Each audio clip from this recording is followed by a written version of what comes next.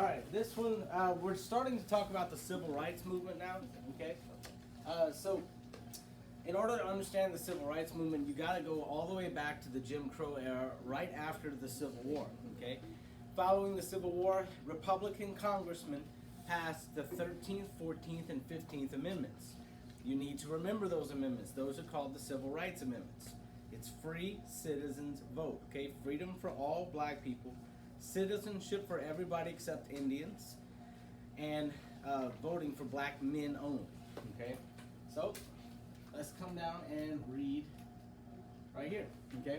The rights established by the 14th and 15th Amendments of the U.S. Constitution were later revisited and strengthened during the Civil Rights Movement, okay?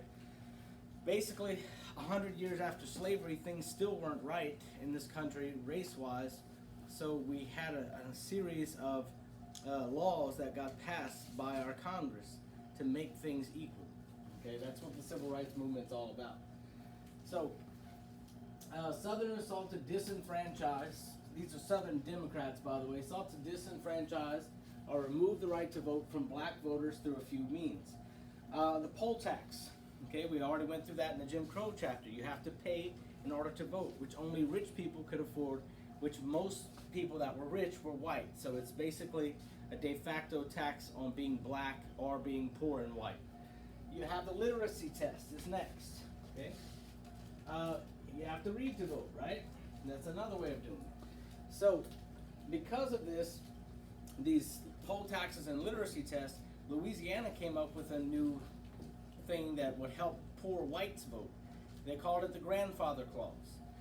If your grandfather could vote before 1865, then you could vote whether or not you were paying the poll tax or passing the literacy test, which basically gives all white people the right to vote while just denying poor black people the right to vote. And this lasted for about 100 years, okay? Important black civil rights leaders were W.E.B. Du Bois, okay? This guy right here. He's the head of the NAACP. He helped to found it back in the 1800s.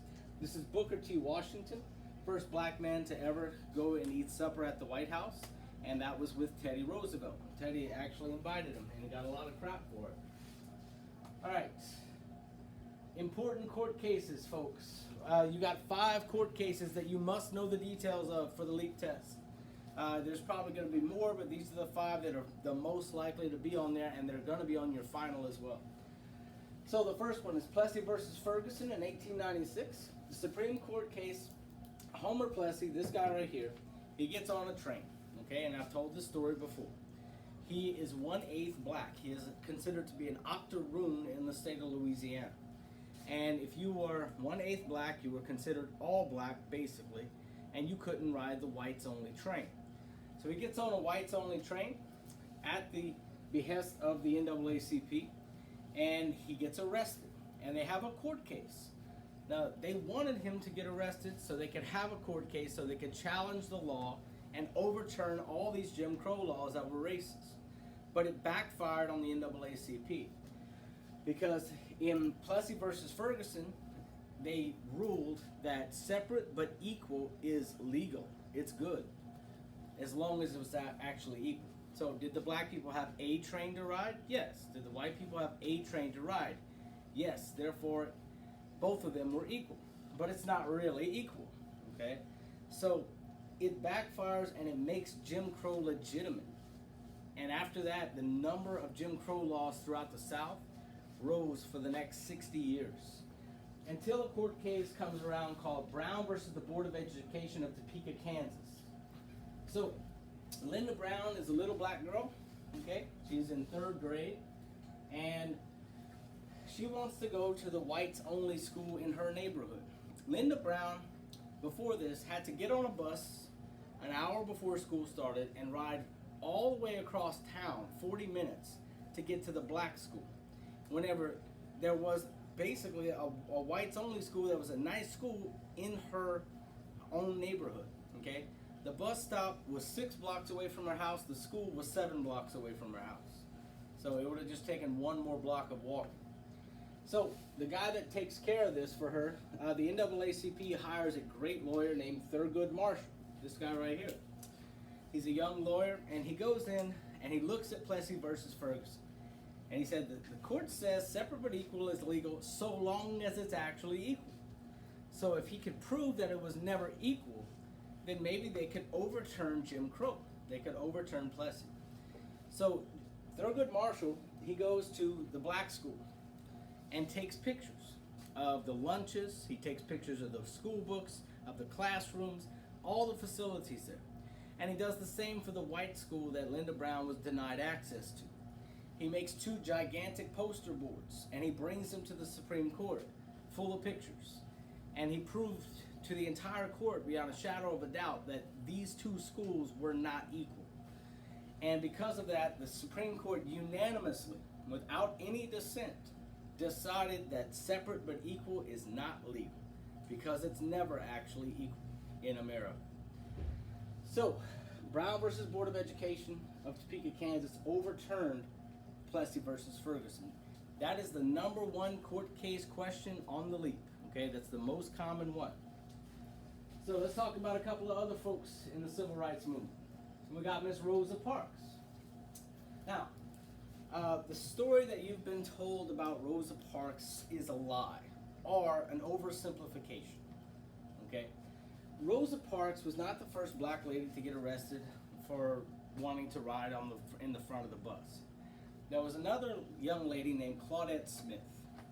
Claudette Smith was 16 or 17 years old, and she goes and she has a hard day at work, and she sits down and she doesn't want to give up her seat because she's tired. That's what she said. So they arrest her, and nothing's really made out of it. But the NAACP hears about it, and a couple of months later, 5 or 6 months later, something like this, they said, why don't we do that again, okay? And then we'll have a court case and we'll bring it to the Supreme Court. And that was the goal. The NAACP was going to start a court case. So they went to Claudette Smith and they said, could you do this again? And she said, well, let me talk to you in person. So they got her down there to the NAACP offices, and they realized there was a problem. Claudette Smith was about 8 months pregnant. She was an unmarried black woman, and that is not the image that the NAACP wanted to portray. So the secretary, the main secretary of the NAACP, a lady named Rosa Parks, said, I'll do it. She sat down. She basically, all her legal bills were going to be paid for by the NAACP. She had lunch with the president of the NAACP that day before she got arrested. And then she went and got on the bus. She sat down in the front. Whenever somebody asked for her seat, she said, I'm not getting up, I'm tired. She said the same words that Claudette Smith said. So she gets arrested. And this is Miss Rosa Parks getting fingerprinted after that. Now, there are pictures of all of this. There's pictures of her getting arrested. There's pictures of her getting off the bus. Pictures of her getting fingerprinted. Why are there pictures of this stuff if it's just a, regular bus ride, right? It's because the NAACP sent a photographer along with her to capture all these images to use in a public campaign. So you've probably been taught as a kid that Rosa Parks worked hard all day cleaning houses or something like that, and then she sat down on the bus and her feet hurt and she was tired. That's not actually true, okay? But does it take away from what she did? No. Okay, she's still an American hero for standing up for what was right. Now, Claudette Smith, on the other hand, hated Rosa Parks because Rosa Parks became the most famous black woman ever to live in America until Oprah Winfrey came along. So basically, Rosa Parks got to write books, she got to make appearances, she became a millionaire off of her reputation with the Montgomery bus boycott and getting arrested here, while Claudette Smith lived a life of poverty for her entire life. So she thought that Rosa Parks kind of stole her thunder. Now, after Rosa gets arrested, they want to have a boycott of the Montgomery bus company. So Rosa Parks cannot put this together all by herself. She needs help. She gets help from the NAACP, and she also gets help from the biggest pastor in Montgomery, which was a young preacher named Dr. Martin Luther King Jr. So this is actually, he was pretty much a nobody. You probably never would have known his name if he hadn't participated in the Montgomery bus boycott. But these two together, along with other black and white leaders, arranged a boycott that basically cut out 90% of the customers of the Montgomery bus system for over a year. So, as you can imagine, they were hurting for money. If it wasn't for Rosa Parks, nobody would have ever known who Martin Luther King was. If it wasn't for Claudette Smith, nobody ever would have known who Rosa Parks was. This is 1955. Alright, who played a major role in the landmark 1950 Supreme Court case Brown versus Board of Education in Topeka, Kansas? Thurgood Marshall. He is the lawyer. Later on, he is going to become the first black Supreme Court justice ever in American history. And his case right here definitely helped him win that position, or be appointed to that position. Alright, what was the significant outcome of the 1954 Supreme Court case Brown versus Board of Education, Topeka, Kansas? Let's see. Okay, A's not right. Literacy test, we didn't talk about that. Nonviolent protests, no, that's not it. Here we go. It declared that racial segregation of public schools was unconstitutional. This is when segregation begins to end. Because the day after it's declared unconstitutional, not every state was willing to go along with it. Heck, Louisiana didn't desegregate until 1970. So that's a full 16 years after Brown versus Board. Alright, moving on. What role did Rosa Parks play in the civil rights movement? Right here. She inspired a majority boycott launched in opposition to segregationist policies. Pretty sure that's right. Let's see. Yep, that's it right there. Okay. Now, in 1957, this is 3 years after Brown versus Board, the governor of Arkansas, okay, this guy right here, he basically was he's trying to say, I don't care what the Supreme Court says, we're not going to have segregation here in Arkansas. Okay, so he's the governor of Arkansas. And this right here happened in Little Rock, Arkansas, which is the capital, okay?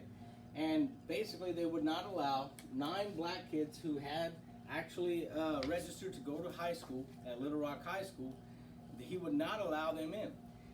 So Governor Orville Faubus is his name. Faubus took the National Guard and surrounded completely the school, Little Rock High School. And he said there were orders to not let any black people in.